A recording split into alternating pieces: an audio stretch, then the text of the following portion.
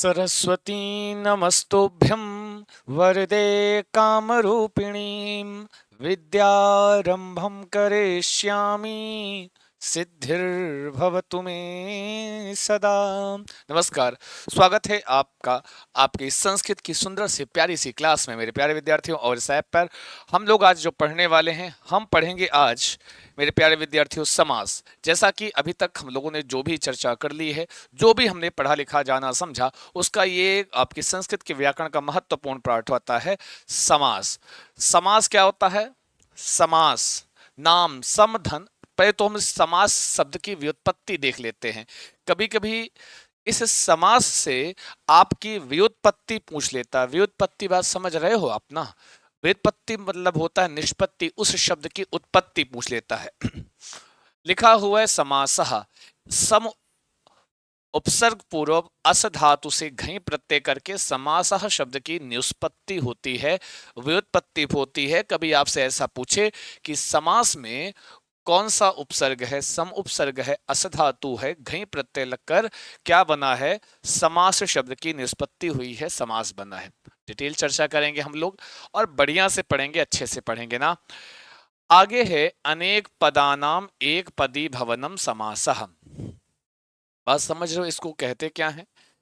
इसको कहते हैं अनेक पदानाम एक पदी भवनम समासः। इसको हम लोग कहते हैं अनेक पदानाम एक पदी भवनम समासः। अनेक पदों का एक पद होना ही क्या कहलाता है? समास हो जाना है। ये परिभाषा है समास की। निम्नलिखित में से समास की परिभाषा, समास को बताने वाला क्या है? तो अनेक पदानाम एक पदी भवनम, अनेक पदों का एक पद होना ही क्या है? समास कहलाएगा। ठीक है, अनेक पदानाम एक पदी भवनम समासः। अर्थात जब एक या एक से अधिक पद जो है आपस में मिल करके एक पद हो जाते हैं तो वो समास कहलाते हैं। वो क्या कहलाते हैं? वो समास कहलाते हैं, उनको हम समास कहते हैं। ठीक है जी। और एक दूसरी परिभाषा, भाव वही है, परिभाषाएं अलग है। संस्कृत में वही चीज जो ये कहता है वही कहता है समसनम समासः। समसनम समासः ध्यान से पढ़ेंगे, वार्ता नहीं, सारे विद्यार्थी बहुत बेहतरीन पढ़ेंगे। समास का ये क्लास है और चिंता मत कीजिए, ऐसे ही बढ़िया से संस्कृत भाषा पढ़ते रहो, निश्चित तौर पर आप बेहतर और अच्छा समझ में आएगा। समसनम समासः, सम मतलब अच्छी तरीके से, एक उपसर्ग, असनम मतलब होता है बैठना। जब दो पद अच्छी तरीके से एक पास में बैठ, एक नजदीक आ जा, असनम मतलब दो पद हैं अलग अलग हैं। ठीक है जी, दो पद हैं तो अलग अलग हैं।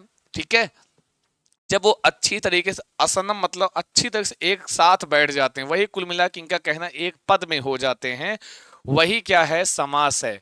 इसी को समछेकीकरण को समास कहते हैं, ऐसा कहा गया। सम अच्छी प्रकार से, असनम मतलब दो पदों का एक साथ बैठ जाना, और जब दो पद एक साथ बैठ जाएंगे मतलब एक पद हो जाएगा, सिंपल सी। वही क्या कहलाएगा? समास कहलाएगा। बात समझ रहे हैं आप? फिर थोड़ा सा और आगे अगर हम चलते हैं, थोड़ा सा और आगे अगर हम बढ़ते हैं, ठीक है, थोड़ा सा अगर हम और आगे ठीक है भैया, समझ गए ना तुम लोग जी? तो इसको हम क्या कहते हैं? अनेक पदानाम एक पदी भवनम समासः और सम असनम समासः। जब दो पद एक अच्छी तरीके से एक दूसरे के पास असनम बैठ जाए तो वही क्या कहलाता है भैया? वही आपका समास कहलाएगा। थोड़ा सा और आगे बढ़ते हैं, ठीक है। अब हम समास पढ़ें तो समास की परिभाषा आप जान गए, ठीक है, समास की परिभाषा आप समझ गए। अब थोड़ा सा जब और आगे आप लोग बढ़ते हो, थोड़ा और चलते हैं, तो हम लोग देखते क्या हैं कि समास में दो तीन, एक तो होता है समास विग्रह, एक पार्ट होता है, एक होता है समस्त पद या सामासिक पद। एक होता है, दो चीजें हमको जाननी, दो, यही दो चीज हमेशा पढ़ोगे आप। जितने भी समास पढ़ोगे उसमें एक कोई समास होगा, फिर उसका विग्रह होगा। ठीक है, तो समास विग्रह क्या है और समास्त पद या सामासिक पद क्या है? समास विग्रह वही है जब दो पद अलग अलग हो जाए, जब हम दो पदों को अलग अलग लिखकर पढ़ते हैं, यही तो कहोगे ना। जब दो पद अलग अलग होके लिखे जाएं तो वही है समास। माफ कीजिए, समास विग्रह, विग्रह का मतलब ही होता है अलग होना।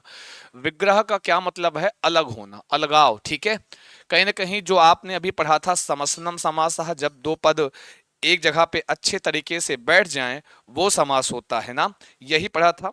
Just wait. ठीक है जी, सॉरी, जस्ट वेट,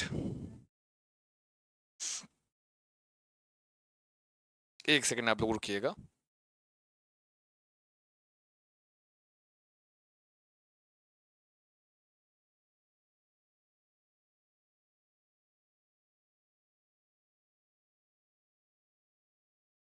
एक सेकेंड आप लोग थोड़ा सा एक सेकंड वेट कीजिएगा बस, ठीक है? हाँ, जरूरी है थोड़ा सा जी। हाँ जी,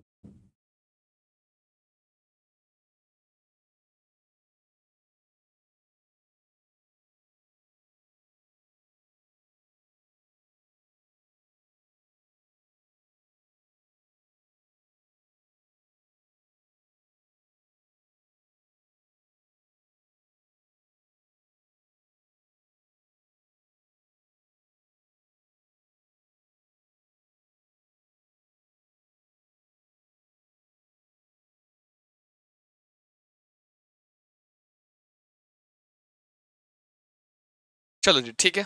सॉरी, सॉरी, है ना जी। ये क्या है?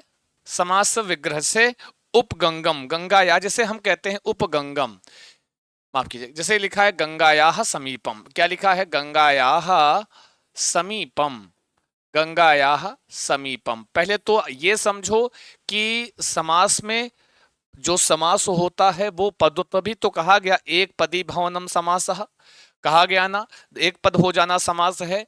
तो समास जो होता है नोट करके जान लो, कभी भी समास वर्णों में नहीं होता, वर्णों में संधि होती है। और जैसा कि हम लोग संधि पढ़ चुके हैं। और पदों में क्या होता है? समास हमेशा पदों में होता है, समास पदों में होता है। किस में होता है? कभी ऐसा भी क्वेश्चन पूछ ले, निम्नलिखित में से पदों में होता है क्या समास या संधि? तो पदों में समास होता, समास पदों में होता है। ये चीज आप एक लाइन जानते रहना, ठीक है? एक लाइन आपको जानते रहनी है, समझ में रखना है, ठीक है जी। कोई दिक्कत, कोनो समस्या नहीं होनी चाहिए, ठीक है जी। हाँ, चलो जी, फिर बात करते हैं हम और इन्हीं पदों में जब पदों का विग्रह, दो पद अलग अलग हो जाते हैं, पदों का अलग अलग होना ही क्या कहलाता है? समास विग्रह कहलाता है। कौन सा? जब दो पद अलग हो जाते हैं आपस में, तो वो समास विग्रह कहलाता है। ये चीज ध्यान रखना, ठीक है? अब यहाँ पे एक पद है गंगा, एक है समीपम, एक पद है गंगा, एक है समीपम। अब ये क्या हुआ है? दोनों पद अलग अलग हो गए हैं, तो ये क्या कहलाएगा? ये विग्रह कहलाएगा। ये समस्त पद कौन सा होता है? वही जब दो पद एक साथ बैठ जाते हैं, एक साथ लिखे जाते हैं, जैसे उपगंगम, इसी का हम लिख दे रहे हैं सामासिक पद उपगंगम लिखा है कहीं पर। उप क्या है? पूर्व पद है, गंगम क्या है? उत्तर पद है। और दोनों पद एक साथ में लिखे गए हैं, दोनों पद एक साथ में लिखे गए हैं, इसीलिए ये कैसे पद कहलाएंगे? समस्त पद या सामासिक पद कहलाएंगे। अभी हम भूमिका पढ़ रहे हैं।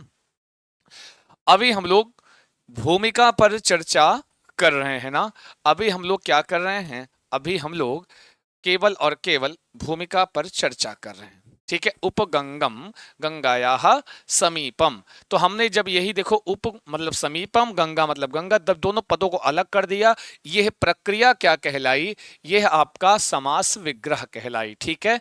और जब उन्हीं दो पद एक साथ में लिखे गए हैं, तो वो हमारे क्या कहला रहे हैं? वो हमारे सामासिक पद कहला रहे हैं। बात तो आप समझ गए होंगे, है कि नहीं? चलते रहो, बढ़ते रहो और पढ़ते रहो, ये आपकी जिम्मेदारी है। जब आप जान गए भाई समास के विषय में, जब आप समास के विषय में जान गए हो, तब हम लोग ये जानने का प्रयास करते हैं, ध्यान दीजिएगा, तब हम लोग ये जानने का प्रयास करते हैं कि भाई समास के भेद कितने हुआ करते हैं? समास के कितने भेद? समास के कितने भेद कहेंगे? देखो, मुख्य रूप से तो हम खासकर जब भी हम किसी ऐसी परीक्षा के लिए पढ़ते हैं, ठीक है, जब हम किसी ऐसी परीक्षा के लिए पढ़ते हैं तो उसको हम क्या कहते है ना? तो यही हम कह रहे हैं कि भाई समास के 6 भेद होते हैं प्रमुखतया। मतलब कहने का, जब आप किसी भी राज्य की टेट की परीक्षा दे रहे हो, खासकर जब किसी का नाम देखे, किसी के अनुसार पूछेगा, तब आप कुछ और बताइएगा, कोई दिक्कत की बात नहीं है। जब किसी का नाम देखे कि इनके अनुसार कितने भेद उनके अनुसार, ऐसा पूछे तो बात अलग की है ना।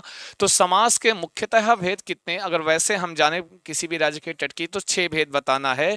अव्ययी भाव, तत्पुरुष, कर्मधारय, द्विगु, द्वंद्व और बहुव्रीहि।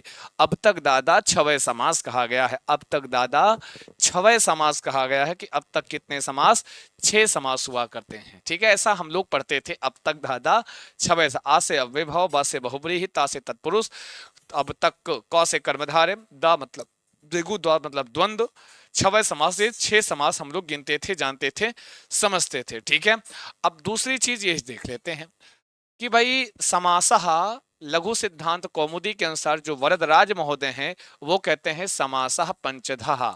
समासः पंचधः, क्या बोला उन्होंने, समासः पंचधः, पंचधा। समास कितने प्रकार के, 5 प्रकार के होते हैं जी। हाँ हाँ, तत्पुरुष का भेद ही होता है कर्मधारय। ठीक है, और कर्मधारय का भेद द्विगु। तो तत्पुरुष का जो है भेद कर्मधारय को मान लेते हैं। ठीक है जी, क्या मान लेते हैं जी, तत्पुरुष का ही भेद हम कर्मधारय को मान लेते हैं, समझ लेते हैं, जान लेते हैं। समझ रहे हैं ना जी। हाँ बिल्कुल।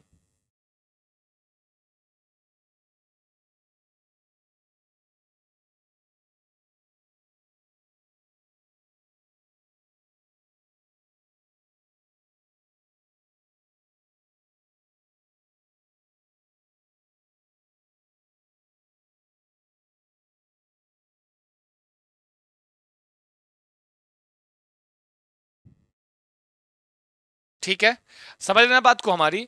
समासः पंचधा कहा गया, मतलब ऐसा किसने, जब ऐसा पूछे वरद राज के अनुसार, जब पूछे वरद राज के अनुसार समास कितने, तो 5। हाँ, या ऐसा पूछे इनकी रचना है लघु सिद्धांत कौमुदी, लघु सिद्धांत कौमुदी के अनुसार पूछे कि कितने समास, तो पंचधा, 5 प्रकार के होते हैं। और तीसरा एक और जान लो, आपके एक भट्टोजी दीक्षित हैं, भट्टोजी दीक्षित, इनकी रचना है कौन सी, इनकी रचना है सिद्धांत कौमुदी। वरदराज ने लघु सिद्धांत कौमुदी लिखा, इन्होंने क्या लिखा, सिद्धांत कौमुदी लिखा। ये कितना मानते हैं, इन्होंने तो और एक माइनस कर दिया। इनके अनुसार 4 समास होते हैं। ये कहते हैं कि भाई तत्पुरुष, इसी का भेद कर्मधारय, और कर्मधारय का ही भेद, इन तीनों को एक में उन्होंने मान लिया है, समझ लिया है। हम न जाना मी, हाँ जी, हम समझ रहे हैं ना बात को। अव्ययी भाव, तत्पुरुष का भेद कर्मधारय, कर्मधारय का भेद द्विगु समास होता है, ऐसा मान के ये टोटल कितना कर दिया इन्होंने, 4 मान लिया था। तो विभिन्न विद्वानों के अनुसार वो आपको जान लेना है, समझ लेना है। ठीक है, विभिन्न विद्वानों के अनुसार आपको जानना है, समझना है, पहचानना है। ठीक है, आगे चलें, आगे बढ़ते हैं, फिर आगे समझते हैं हम लोग ना। कोई दिक्कत, कोनो परेशानी नहीं होने से, समाज के भेद मुख्यतः हम 6 बताएंगे। ठीक है, कितना बताएंगे जी, 6 बताएंगे। आप बात समझ रहे हो ना हमारी। लेकिन जब वरदराज या लघु सिद्धांत के अनुसार पूछे तो 5, भट्टोजी दीक्षित या सिद्धांत कौमुदी के अनुसार पूछे तो आपको कितना बताना है, 4 बताना है। ठीक है, इसमें कोई बहुत बड़ी बात नहीं है। ये देखो, मैंने कहा नोट, भट्टोजी दीक्षित सिद्धांत कौमुदी में तत्पुरुष का भेद कर्मधारय, और कर्मधारय का भेद ही किसको मान लिया है, द्विगु समास को बताते हैं। अतः इनके अनुसार समास के 4 प्रकार का ही होना पाया जाता है। किसके, तो भट्टोजी दीक्षित महोदय के अनुसार, जो मैंने आपको बताया, जो मैंने आपको पढ़ाया। कोई दिक्कत नहीं होनी चाहिए। थोड़ा और आगे बढ़ते हैं हम लोग, चुप्पे पढ़ाई कर लो तुम लोग जी, है ना जी। आगे आओ, कहते हैं अगला कौन सा, पहला समास कौन सा है, आओ देखता हूं पहला समास कौन सा है। तो बोलो जी, पहला समास कौन सा है। आओ, आज हम लोग जो पहला समास पढ़ने चले, बहुत ही लल्लन टाप समास है। मतलब कहने का तात्पर्य हमारा बस इतना सा है कि ये जो समास है, अव्ययी भाव बहुत ही इंपॉर्टेंट होता है।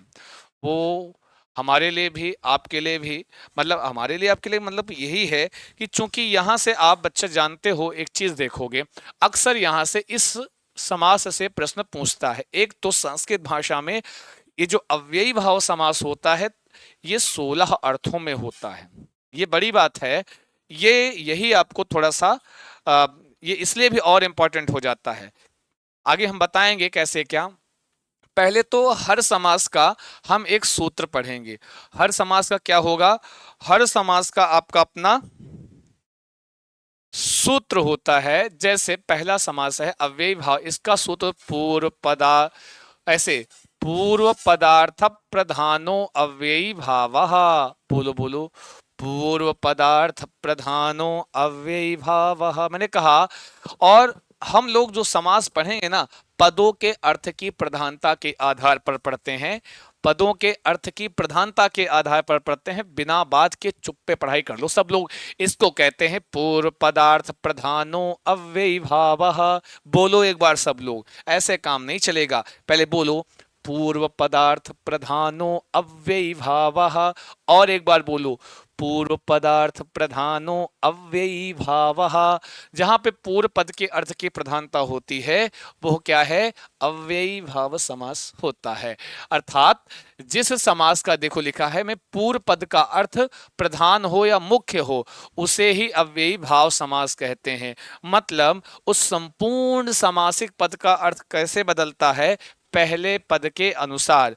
किसके अनुसार, पहले पद के अनुसार चेंज होता है।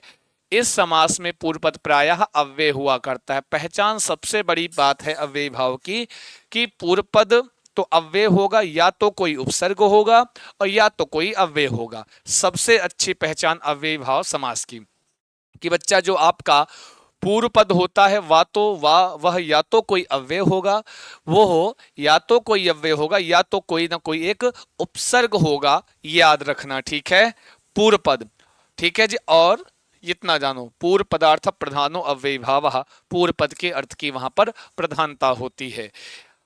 अब यहीं पर इसका एक अर्थ है, अब सूत्र एक और आता है, लेकिन हम सूत्र ना पढ़ा के सीधे आपको कितने अर्थों में, एग्जाम में एक प्रश्न पूछता है कि अव्ययी भाव समास कितने अर्थों में होता है।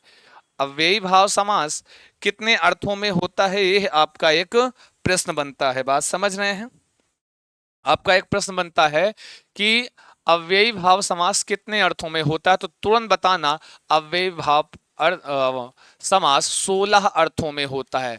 16 अर्थों में, बहुत इंपॉर्टेंट है, ठीक है जी। वो अर्थ कौन से देखते हैं, विभक्ति अर्थ में होता है, समीप अर्थ में, समृद्धि अर्थ में, वृद्धि अर्थ में। यहाँ वृद्धि बढ़ना नहीं, वृद्धि का अभाव जहां होता है व्यर्धि लिखा है, व्यर्धि, ठीक है, व्यर्धि। अर्थाभाव अर्थ में, अत्यय नष्ट होना, अत्यय का मतलब क्या होता है, नष्ट होना, इस अर्थ में। असंप्रति, है ना, शब्द प्रादुर्भाव अर्थ में। आन पूर्वे अर्थ में, आपको पता भी होना चाहिए ना, योग पद्य अर्थ में एक साथ होना जहां युगल हो, है ना जी। सादृश्य अर्थ में, संपत्ति अर्थ में, साकल्य अर्थ में, और अंत मतलब आंतिक मतलब समीप अर्थ में, ठीक है, माफ कीजिएगा, अंत मतलब समाप्ति, इंड अर्थों में विद्यमान अव्यय का अर्थ सुबंध पदों के साथ नित्य से समास होता है। कहने का मतलब है, ये जो 16 अर्थ गिनाए गए हैं, एक चीज, अव्ययी भाव समास में किस पद के अर्थ की प्रधानता, पूर्व पद के अर्थ की प्रधानता होती है। दूसरी चीज सुन लो कि अव्ययी भाव समास में होता क्या है बालक, कि यह पूर्व पद या तो अव्यय होगा या तो कोई ना कोई उपसर्ग होगा। पूर्व पद या तो कोई अव्यय होगा या तो कोई बच्चा क्या होगा, उपसर्ग होगा। ये चीज जानते रहना।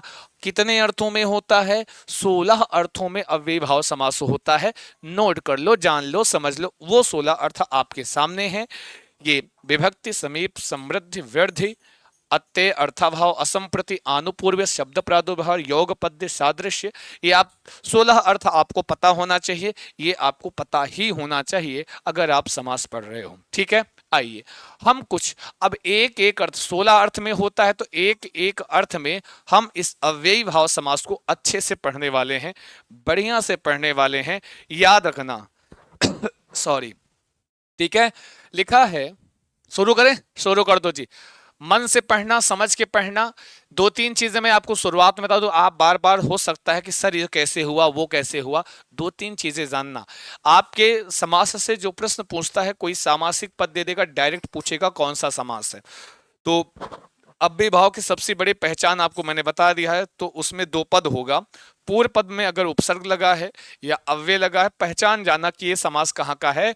ये समास है आपका अव्ययी भाव का, ठीक है, अव्ययी भाव का उदाहरण है, पहली पहचान, ठीक है। या तो आपसे कभी कभी क्या कहता है, और दूसरा टाइप है, सामासिक पद दे देगा, उसका विग्रह करने को दे देगा। या विग्रह करके दे देगा, उसमें उसका सामासिक पद आपको बताना होगा। ये टाइप्स ऑफ क्वेश्चन हुआ करता है, अभी हम आपको और भी बताएंगे। अव्ययीभाव समास के उदाहरण देखिए, पहला है विभक्ति के अर्थ में, विभक्ति अर्थ में, ठीक है। विभक्ति अर्थ में समास वही है, विद्यमान अव्यय पदों का समर्थ सुबंध पद के साथ अव्यय भाव समास होता है। कहने का मतलब है विभक्ति अर्थ में विद्यमान समास विग्रह समस्त पद हम लोग देखते हैं, ठीक है जी। जैसे हरो इति, अब क्या है, विभक्ति लग जाती है ना जी। अब जिसे लिखा है यहां पर, ये समस्त पद है, समस्त मतलब सामासिक पद। जैसे लिखा है अधिहरि ही, अधिहरि ही। अब कोई पूछे अधिहरि में कौन सा समास है, तो आप क्या बताओगे, अधिहरि में कौन सा दिख रहा है ना, दृष्टिगोचित हो रहा है। हाँ, कोई बताएगा, पूछेगा अधिहरि में कौन सा समास है, तो अधिहरि में बालक आपका जो समास है अधिहरि ही। क्या लिखा जी, अधिहरि लिखो, लिखो लिखो, कमेंट बॉक्स से फटाफट लिखो अधिहरि। पूर्व पद ये है उत्तर पद, और हमेशा पदों में समास होता है, तो पूर्व पद क्या लिखा हुआ है, अधि। अब कोई डायरेक्ट पूछे अधिहरि में कौन सा समास है, तो कौन सा समास बताओ। अधि क्या है, एक उपसर्ग होता है। पूर्व पद क्या है, एक उपसर्ग है यहां पर, तो हम लोग क्या कहेंगे, यह पद कैसा है, अव्यय पद है। और ये भी जान लो, जो पूरा पद बनता है पूर्व पद अव्यय होता है, और जो इसका सामासिक पद बन के आता है, कभी पूछता है सामासिक पद किसमें होता है, नपुंसक लिंग एक वचन में बनता है न। जो अव्यय भाव समास का सामासिक पद बनता है उसकी प्रकृति कैसा होती है, तो जो सामासिक पद बनेगा वो नित्य नपुंसक लिंग और एक वचन में बनता है। ये लाइन भी आपको पता होनी चाहिए, क्या, सामासिक पद जो अव्यय भाव समास का बनता है। समास देखा आपने, अधि पूर्व पद में पहचान जाओगे, 100% पूर्व पद देखोगे पहचान जाओगे कौन सा समास है। तो अधि देखा, समास कौन सा, अव्ययभाव। तो विग्रह कैसे करोगे, विभक्ति अर्थ में है। तो हमारा जो उत्तर पद है, हरि ही हरिम हरिणा हरे हरे हरे हरऊ, इसमें सप्तमी एक वचन लगा करके, और ये जो आगे वाला है ये वाला, इसको इति बना देते हैं ऐसा, और ये आपको जानना होगा। अधिहरि का समास विग्रह क्या होता है, हरि को हमने सप्तमी विभक्ति लगा दी और इति कर दिया, हरो इति। हाँ, कभी पूछे अधिहरि का, ये आपको जानना होगा, ये आपके दिमाग में रहना चाहिए। अब कहोगे सर रटना है, अब चाहे रट के सीख लो या हम जैसे समझा रहे हैं वैसे सीख लो, दो तरीके हैं।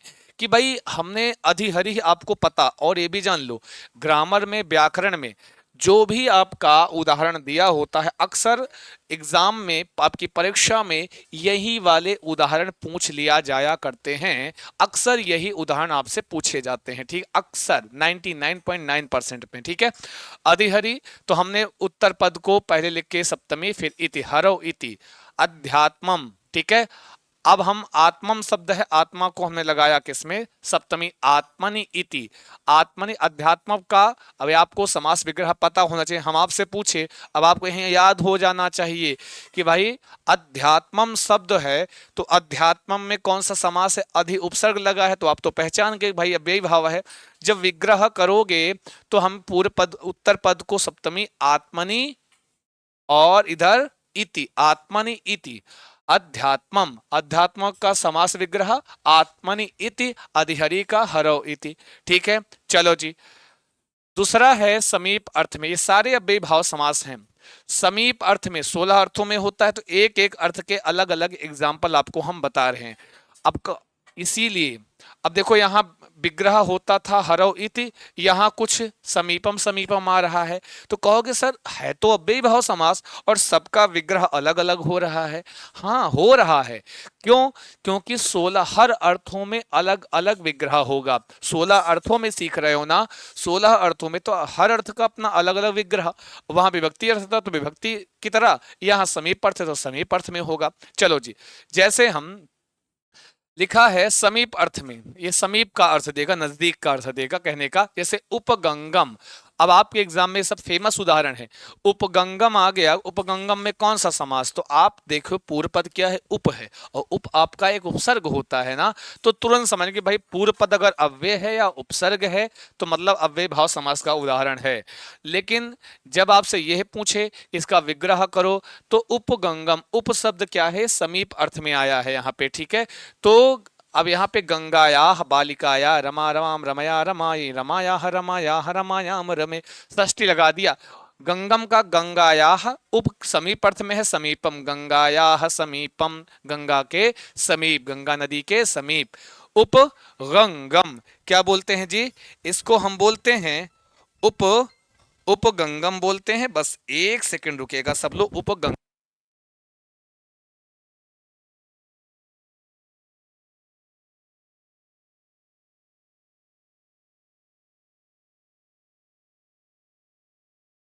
ठीक है, समझ गया ना जी, कोई दिक्कत। उप उप ऐसे, अच्छा उप उप आ जाएगा समझ में, समीप अर्थ में आया है ना। हालांकि आपको ये ऐसे नहीं पूछेगा, कभी भी एग्जाम में नहीं पूछेगा कि बताओ उपकृष्णम किस अर्थ में समास हुआ है। कभी भी आपसे ये नहीं पूछेगा कि उपकृष्णम किस अर्थ में समास हुआ है ना। उपगंगम गंगाया समीपम, उपनगरम, उपशब्द उप का मतलब ही होता है समीप, नगरम तो नगर के समीप। अब नगर के समीप का हम क्या करेंगे संस्कृत में, विग्रह नगरस्य समीपम, नगर के समीप, किसके समीप, नगर के समीप। उपकृष्णम तो कृष्णस्य समीपम, कृष्ण के समीप, ठीक है। समीपम समीपम समीपम जो भी उत्तर पद है उसमें षष्ठी लगा के लिख दिया गया है। ये उप, जैसे इसमें उप क्या है, पूर्व पद है, कृष्णम उत्तर पद है। उत्तर पद में हमने षष्ठी, कृष्ण शब्द है, षष्ठी विभक्ति में क्या होता है, कृष्ण से, राम का रामस्य, कृष्ण का कृष्णस्य, फिर उप का अर्थ होता है समीप, तो हमने पीछे लिख दिया समीपम, कृष्णस्य समीपम। अब चाहे तो आप ऐसे रट के पढ़ लो, रटना हम नहीं कहेंगे, रटो। हम तो आपको नियम से सिखा रहे हैं कि उत्तर पद को हम षष्ठी बना करके, जो पूर्व पद है उप, उसको समीप अर्थ में, हमने समीपम लिख दिया, तो कृष्णस्य समीपम। अब चाहे ऐसे, अब उप उप आए तो ये जानते रहो ट्रिक के माध्यम से कि समीप अर्थ में होता ही है, पीछे समीपम हमको ऐड कर देना है। तो कृष्णस्य समीपम, उपतटम तटस्य समीपम, उपकूलम कूलस्य समीपम, ये सब समीप अर्थ में हो रहा है यहाँ पे। और कभी भी मैं आपको क्लियर कर देता हूं कि कभी भी आपके एग्जाम में ऐसा नहीं पूछेगा, बताओ, क्योंकि जिस लेवल की परीक्षा आप दे रहे हो उसमें ऐसा पूछेगा ही नहीं, या बड़ी परीक्षाओं में भी नहीं पूछता है कि पूछेगा उपगंगम किस अर्थ में अव्ययी भाव समास हो रहा है, इस तरीके से आपको नहीं पूछेगा। ये हम अलग अलग अर्थों में इसलिए आपको बता रहे हैं ताकि आप कंफ्यूजन नहीं। तो हम यहाँ पढ़ाते हरव इति, यहाँ गंगाया समीपम, तो आप कहते सर समास एक ही अव्ययी भाव पढ़ा रहे हो, यहाँ विग्रह दूसरी तरह कर रहे हो, यहाँ दूसरी तरह कर रहे हो। इसलिए हम आपको बता रहे हैं कि 16 अर्थों में होता है, 16 अर्थों में विग्रह भी अपना अपने अनुसार अलग अलग ही होता है। बात समझ रहे हो कि नहीं। आगे चलें, आगे बढ़ें, आगे बढ़ते हैं ना। तीसरा है, तीसरा समृद्धि के अर्थ में, समृद्धि के अर्थ में भी अव्ययी भाव समास होता है, समृद्ध अर्थ में, ठीक है। समृद्ध अर्थ में भी अव्ययी भाव समास होता है। जैसे अब यहां पर समृद्ध, ठीक है, समृद्धि मतलब समृद्धि आपकी है ना जी, बढ़िया फले फूले बढ़िया आराम से ना। तो इसका है सुमद्रम। अब पहले तो इतना जाऊं, सुमद्रम में कोई पूछे समास कौन सा है, सुमद्रम में समास कौन सा हो रहा है, सुमद्रम पद में समास कौन सा है, कोई पूछ लिया आपसे एग्जाम में आ गया सुमद्रम में समास, तो पूर्व पद क्या है, सु है। पूर्व पद क्या लिखा हुआ है, सु, ठीक है। तो सु क्या है, आपका एक उपसर्ग है। अब शुरुआत में जब कोई उपसर्ग आ जाए, जब कोई आपका अव्यय आ जाए, तो वहां पे समास कौन सा होता है, वहां आपका अव्ययी भाव समास हो जाता है। आप समझ गए होंगे, ठीक है। मद्र एक देश का नाम है, ठीक है। तो इसका चूंकि ये समृद्धि अर्थ में है, तो इसका हम क्या करेंगे, विग्रह मद्राणाम, मैंने जो उत्तर पद है उसका षष्ठी लगा दिया, मद्र होता है मद्राणाम बहुवचन में, षष्ठी का बालका नाम कृष्णा नाम, वैसे ही मद्राणाम समृद्ध, किस सु किस अर्थ में आया है, समृद्धि अर्थ में, तो हमने लिख दिया समृद्धि ही, मद्राणाम समृद्धि ही। हालांकि जितना एग्जाम्पल इसमें हम आपको बता रहे हैं उतना ही पढ़ लोगे पर्याप्त है। पूछेगा भी व्याकरण की कक्षा में, व्याकरण में पूछेगा तो आपका काम इससे भवितुम शक्यते हो जाएगा, चिंता मत कीजिएगा। बात समझना जी, मद्राणाम समृद्धि ही, सुभिक्षम तो भिक्षाणाम समृद्धि, भिक्षाटन के सम मध्य देश वासियों की समृद्धि। तो कुल मिला के सुभिक्षम, सु उपसर्ग दिख गया, समास कौन सा, अव्यय भाव है ना जी। सु किस अर्थ में आ रहा है, तो यहां पर आप समृद्धि अर्थ में, ठीक है, कोई दिक्कत नहीं है। मेनली आपसे पूछेगा कि इसमें कोई भी दे देगा तो अलग अलग अर्थों में हम बता दे रहे हैं ताकि आपको क्लियर रहे, आप कंफ्यूजन मनाए कि समास एक है और विग्रह सबका अलग अलग है। विग्रह इसलिए बच्चा कहीं कहीं मद्राणाम समृद्धि बन जा रहा है, कहीं गंगायाः समीपम हो जा रहा है, कहीं आपको हरौ इति हो जा रहा है। उसका रीजन क्या है कि हर मतलब अव्ययी भाव में ही हम 16 अर्थों में पढ़ रहे हैं, ठीक है। हाँ, चौथा है व्यर्धी अर्थ। व्यर्धी का मतलब होता है दुर्गति या वृद्धि का, जहां पर अभाव हो जाए, इस अर्थ में समास होता है चौथा, ठीक है। जैसे है दुर्यव, इसमें दुर दुर दुर, और इसमें आपको दुर उपसर्ग दिख रहा है, जैसे कहीं लिखा है दुर्यवनम। अब आपसे एग्जाम में पूछे दुर्यवनम में कौन सा समास होता है, तो दुर्यवनम में कौन सा समास होता है बताओ, दुर्यवनम में कौन सा समास, तो आप पढ़ोगे पूर्व पद है दुर और उत्तर पद है यवनम। पूर्व पद है दुर, उत्तर पद है यवनम, और दुर क्या है, एक उपसर्ग है, दुस दुर नी आंग नी, 22 उपसर्गों में दुर एक उपसर्ग है। तो देखा कि पहला पद उपसर्ग हो गया, इसका मतलब अव्ययी भाव समास है, ठीक है। तो एक तो ये क्लियर हो गया कि देखोगे समास बता दोगे कि यहाँ अव्ययी भाव समास है। बात हुई कि इसका विग्रह क्या होगा, चूंकि आप जानते हो ये व्यर्धी अर्थ में है, दुर्गति के अर्थ में है, तो कहते हैं तो यवन शब्द है षष्ठी लिखा यवना नाम, फिर किस अर्थ में है व्यर्धी, तो वो अर्थ यहां लिख दिया यवना नाम व्यर्धी। जिस अर्थ में होता है पीछे वही हम ऐड कर देते हैं। समीप अर्थ में था तो हमने पीछे समीपम, ठीक है। समृद्धि अर्थ में था तो पीछे हमने समृद्धि। व्यर्धी अर्थ में पढ़ रहे हैं तो उत्तर पद में षष्ठी लगा के जिस अर्थ में है उसको हमने लिख दिया यवना नाम व्यर्धी, ठीक है। यवनों की दुर्गति। दुर्भिक्षम, दुर्भिक्षम पढ़ेंगे तो भिक्षाणाम व्यर्धि, क्या पढ़ेंगे इसको, भिक्षाणाम व्यर्धि है जी। एक सेकंड रुकिएगा, हाँ जी, भिक्षाणाम व्यर्धि क्या हो गया, दुःशकम शश दुःशकम माफ कीजिएगा, शकानाम वृद्धि, दुर्राक्षसम राक्षसाणाम वृद्धि, व्यर्धि, वृद्धि नहीं कर देना, व्यर्धि लिखा है, ठीक है। हालांकि ऊपर के ही दो चार इंपॉर्टेंट हो जाया करते हैं, तो ये जानते रहना। मैंने बताया कि कभी जल्दी आपसे ये नहीं पूछेगा कि ये बताओ कि ये किस अर्थ में समास हो रहा है। बात समझ रहे हैं कि नहीं समझ रहे, चलते रहो, बढ़ते रहो, पढ़ते रहो, ऐसे ही समझो। हाँ, अगर कोई डाउट होगा तो कमेंट बॉक्स में बताना, पूरा डाउट लिया जाएगा, ठीक है जी। मैं बार बार एक चीज क्लियर बार बार करते चल रहा हूं कि हर जगह यह विग्रह चेंज हो रहा है, कि उसका रीजन है कि यह अनेक अर्थों में होता है समास, ठीक है। पांचवा है अर्थाभाव के अर्थ में, अर्थ के अर्थाभाव अर्थ में समास, ठीक है। तो अभाव के अर्थ में पांचवा, जो कि 16 अर्थों में होता है, उसी में पांचवा कौन सा है, अर्थाभाव अर्थ में समास करते हैं, अव्यय भाव। तो अब इसमें बार बार क्या होगा, निर निर उपसर्ग, वहां पे दूर दूर आ रहा था तो आपने कहा था व्यर्धी अर्थ में है। जब निर निर निर्मक्षिकम, वेरी इंपॉर्टेंट, निर्मक्षिकम, तो कोई पूछे निर्मक्षिकम में समास कौन सा है, तो निर्मक्षिकम क्या है, निर्मक्षिकम में आपसे समास अगर पूछे तो निर आपका एक उपसर्ग है, निर क्या है आपका एक, निर आपका एक उपसर्ग है, ठीक है। निर आपका एक उपसर्ग है, मक्षिकम, मक्खियों का अभाव है कि नहीं, मक्षिका मतलब मक्षिका। तो आपने शुरुआत में उपसर्ग देखा, पहला पद उपसर्ग है या अव्यय है, तो आपने क्या किया, आपने सिंपल सा आपने इसको हमने क्या कर दिया, तुरंत तुरंत इसको हमने अव्यय भाव समास मान लिया। क्यों, क्योंकि पूर्व पद क्या था, अव्यय या उपसर्ग है इसमें, ठीक है। क्या है, उपसर्ग पर लगा हुआ, निर उपसर्ग लगा है, और उत्तर पद है मक्षिकम, मक्षिकम। तो हम जब इग्गा विग्रह करेंगे तो उत्तर पद पहले लिखेंगे हम मक्षिकाणाम, और किस अर्थ में है निर, ये अभाव अर्थ में है, अभाव अर्थ में तो अभावः, मक्षिकाणाम अभावः, निष्प्राणम, ठीक है। निस उपसर्ग है, प्राण शब्द है, तो प्राणानाम निस, माफ कीजिए, सॉरी, प्राणानाम अभावः, निर्विघ्नम, तो विघ्नानाम अभावः, निर्मशकम, तो मशकानाम अभावः, निर्जनम, तो हम कहेंगे जनानाम अभावः, निर्दोषम, दोषाणाम अभावः, दोषों का अभाव। बात समझ पा रहे हो हमारी, तो जिस अर्थ में है उसको हम पीछे ऐड कर देंगे, जो हमारा सामासिक पद है उसका पूर्व जो उत्तर पद है उसमें षष्ठी लगा के आगे लिख ले रहे हैं ना, जैसे बालकानाम, रामाणाम, दोषाणाम, निर्जनानाम, ऐसा हम लोग कर लेते हैं। ठीक है, कोई दिक्कत कोनो परेशानी नहीं होनी चाहिए। तो इस तरह हम अभाव अर्थ में देखते हैं। ठीक है, फिर आगे आते हैं, इंपॉर्टेंट है जी, निर्मक्षिकम।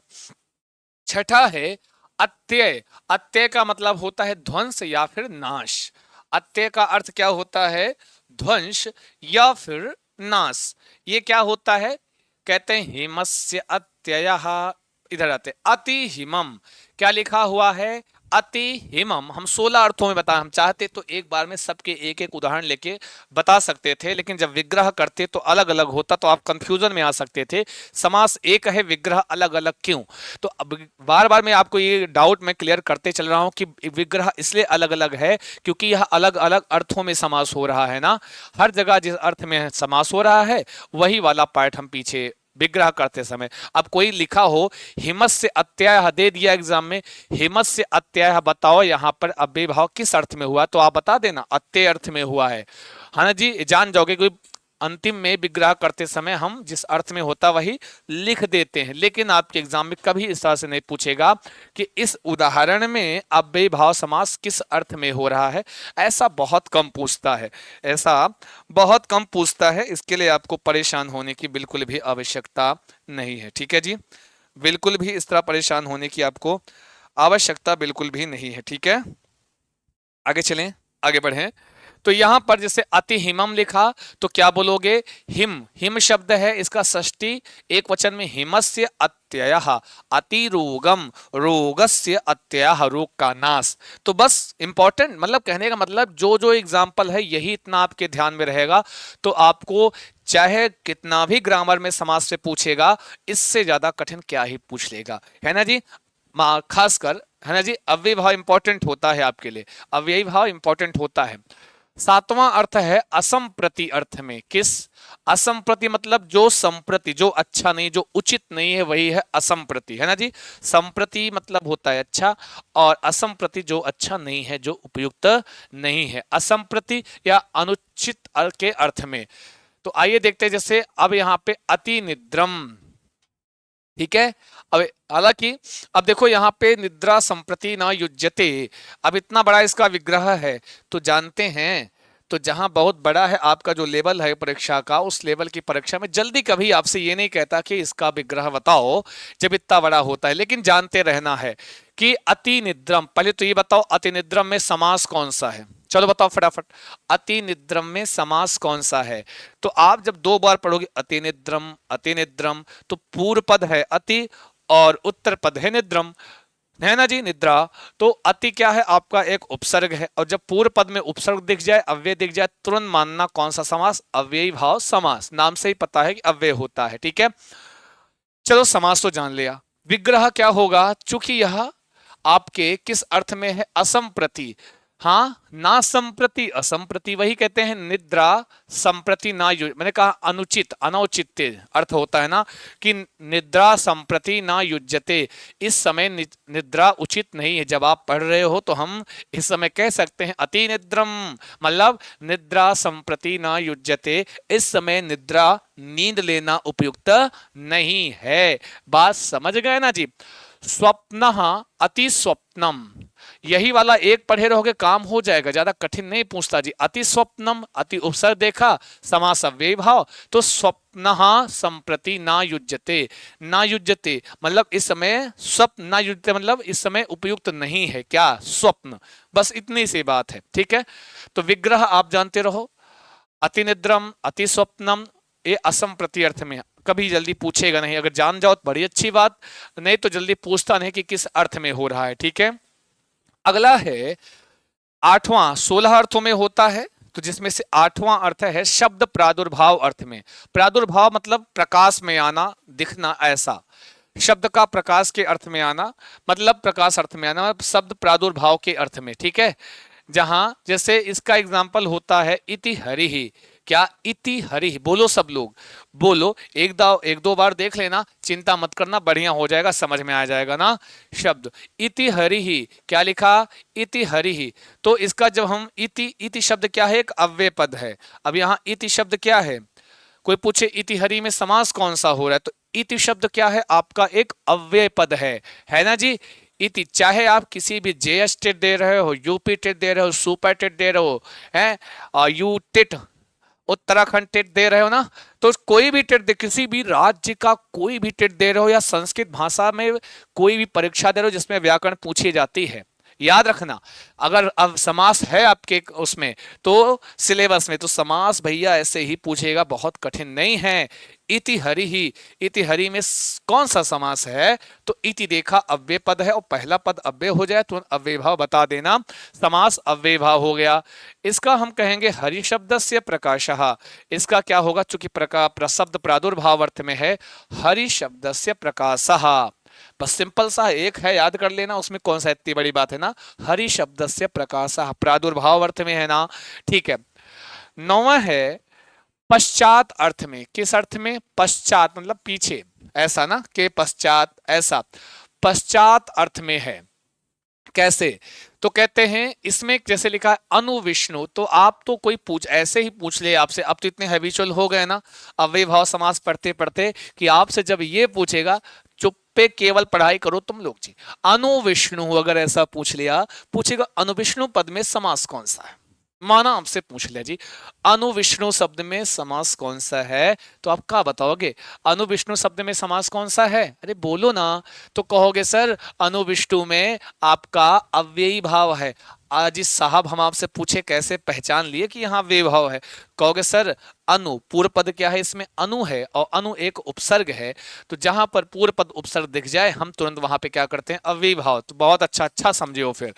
अब अनु शब्द किस अर्थ में आता है? पश्चात अर्थ में आता है ना। लेकिन मैं बार बार कह रहा हूं, कभी ये नहीं पूछेगा बताओ अनुविष्णु किस अर्थ में समास हुआ है। जान जाओ, बहुत अच्छी बात, जान जाओगे तो विग्रह करने में और आसान हो जाएगा ना। जब जान गए अनुविष्णु पश्चात अर्थ में आता है, तो कुछ नहीं करना है, इसमें विष्णु लिख करके पीछे पश्चात ऐड कर देंगे, विष्णु पश्चात ऐसा कर देते हैं। अनुरामम, तो इसको क्या कहेंगे? रामस्य पश्चात। अनुरथम, रथस्य पश्चात। ये पश्चात अर्थ में आया है। किस अर्थ में आया है जी? यहां पर हम पश्चात अर्थ में कर रहे हैं समास, ठीक है। कोई दिक्कत, कोई डाउट नहीं होना चाहिए, केवल इतना ध्यान में रहे कि किस अर्थ में समास हो रहा है। हो सकता है एक बार में ना आए तो दो बार दोबारा देख लेना, 100% आपको समझ में आ जाएगा मेरे प्यारे विद्यार्थियों। ठीक है जी, एक सेकेंड बस,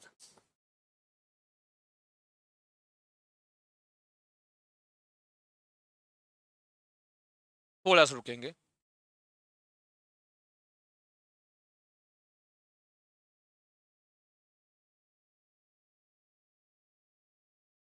हाँ, जल पी ले भाई, जल।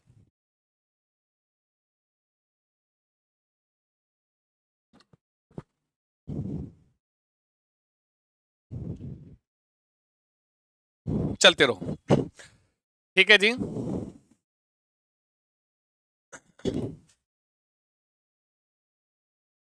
हो गया ना जी। अनुविष्णु, अनुरामम, अनुरथम, रथस्य पश्चात, विष्णु पश्चात, रामस्य पश्चात, ये आपने देख लिया। अनु उपसर्ग पश्चात अर्थ में आ रहा है ना। यहां पर 10वां है यथा के अर्थ में। अब ये जो यथा अर्थ है, ये 3 अर्थ में हो जाता है जी। हाँ, एक आपका योग्यता हो गया, एक यह, यही यथा के अंतर्गत हम योग्यता पढ़ेंगे, इसी के अंतर्गत हम वीप्सा पढ़ेंगे, वीप्सा पढ़ेंगे, है कि नहीं। इसी के अंतर्गत हम और एक पढ़ेंगे जिसको कहते हैं पदार्थान अतिवृत्ति और सादृश्य। पदार्थान अतिवृत्ति, हाँ, पदार्थान अतिवृत्ति, ठीक है।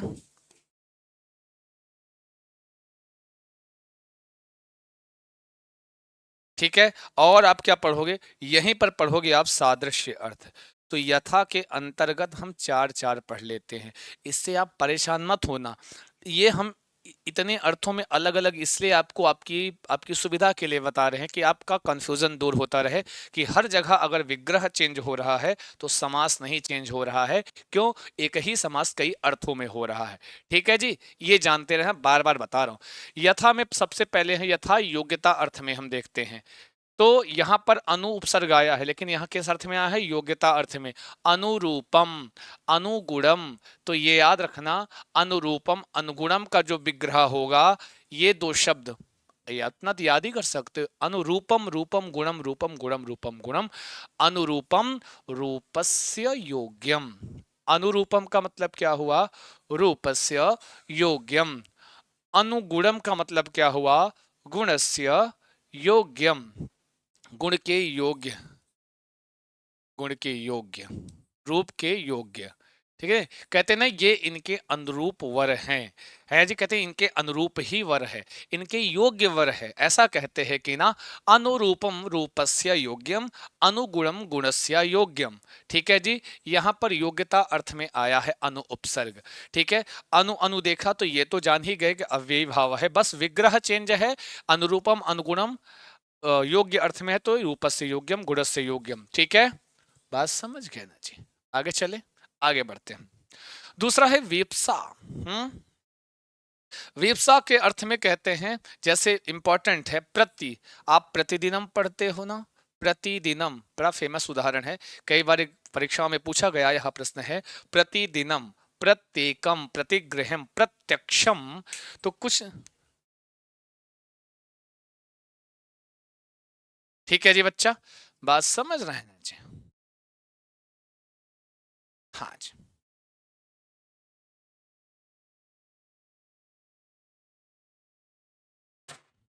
Sorry sorry. ठीक है, तो यहां पे क्या होगा जी? प्रत्यक्षम, प्रत्येकम, प्रतिग्रहम, प्रतिदिनम, प्रति प्रति उपसर्ग आए तो क्या करना है? बड़ा आसान सा विग्रह है वेप्सा अर्थ में। वेप्सा का मतलब ही होता है क्या बोलते हैं उसको जी? रिपीट होना, वेप्सा रिपीट। जैसे प्रत्यक्षम है तो जो उत्तर पद है उसी को दो बार लिख दो विग्रह करने के लिए। बड़ा विप्सा का बड़ा अच्छा विग्रह करने का तरीका, जैसे लिखा है प्रत्यक्षम, यहाँ पे पूर्व पद क्या है? प्रति, उत्तर पद है अक्षम। तो जो अक्षम शब्द है, जो उत्तर पद है, उसको विग्रह करते समय दो बार लिख के तो जो पूर्व पद है उसको लिख दो। तो हमने कहा अक्षम अक्षम प्रति, प्रत्येकम, एकम एकम प्रति, प्रतिगृहम, गृहम गृहम प्रति, प्रतिदिनम, दिनम दिनम प्रति। तो आपने दिनम दिनम प्रति बहुत पढ़ा है ना, दिनम दिनम प्रति कई बार आया है। तो इसका ये विग्रह, इसका विप्सा का मतलब पुनरावृत्ति, मतलब कहने का जो उत्तर पद है उसको दो बार, ऐसे समझो। अगर विप्सा अर्थ में जहां प्रति प्रति उपसर्ग आया है कि प्रतिदिनम प्रत्यक्षम प्रत्येकम प्रत्येकम प्रतिग्रहम प्रत्यक्षम, तो इस सब इस तरह में प्रति प्रति वाले में जो उत्तर पद है दो बार लिख दो, और पूर्व पद को, जो पूर्व पद है उसको फिर बाद में ऐड कर दो, एक बार लिख दो। प्रत्येकम एकम एकम प्रति, प्रतिदिनम दिनम दिनम प्रति। इस तरह से इसका हम क्या कर लेंगे जी? वेवसा अर्थ में विग्रह हो जाएगा। आते हैं पदार्थान अतिवृत्ति, प्रधान अतिवृत्ति, सॉरी, आइए देखते हैं। जैसे इंपॉर्टेंट, इंपॉर्टेंट यथाशक्ति, यथाशक्ति, यथा शब्द अव्यय पद है। यथा कैसा पद है? कोई पूछे यथाशक्ति में समास कौन सा है? यथाशक्ति तो पूर्व, अच्छा यथा क्या है आपका? पहला पद। यथा और शक्ति दो पद है, यथा पूर्व पद है, शक्ति उत्तर पद है। तो यथा क्या है बालक? यथा में आप देख रहे हो कि यथा अव्यय पद है, तुरंत अव्ययी भाव समास आपने हमको बता दिया, समझा दिया, कह दिया। तो इसको कहते हैं शक्ति के अनुसार। तो हम इसका अब क्या करेंगे? शक्तिम अनतिक्रम्य पदार्थान अतिवृत्ति। अनतिक्रम्य, जहां पर भी हम यथा यथा शब्द आ जाए उसका विग्रह करते समय अंतिम में हम क्या ऐड करते हैं? ऐसे ही सीख लो, अनतिक्रम्य अनतिक्रम्य अनतिक्रम्य अनतिक्रम्य। ठीक है, क्या जोड़ते हैं जी हम लोग? अनतिक्रम्य अनतिक्रम्य। जब कभी यथा यथा शब्द पूर्व पद में आ जाए तो हम लोग विग्रह करते समय अंतिम में अनतिक्रम्य अनतिक्रम्य ऐड करते हैं।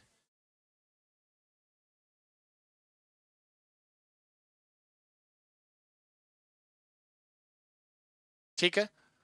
हम्म। ये मुख्य, ये वेरी इंपॉर्टेंट है, यथाशक्ति। ठीक है, यथा शक्ति, शक्तिम अनतिक्रम्य, यथा बलम, तो क्या करना है, बलम लिख दो और यथा को अनतिक्रम बना दो। यथा समयम, तो समयम लिख दो और यथा को पीछे लगा के अनतिक्रम में लिख दो। यथा बुद्धि, बुद्धि बुद्धिम और यथा को पीछे लगा के अनतिक्रम में लिख दिया हमने।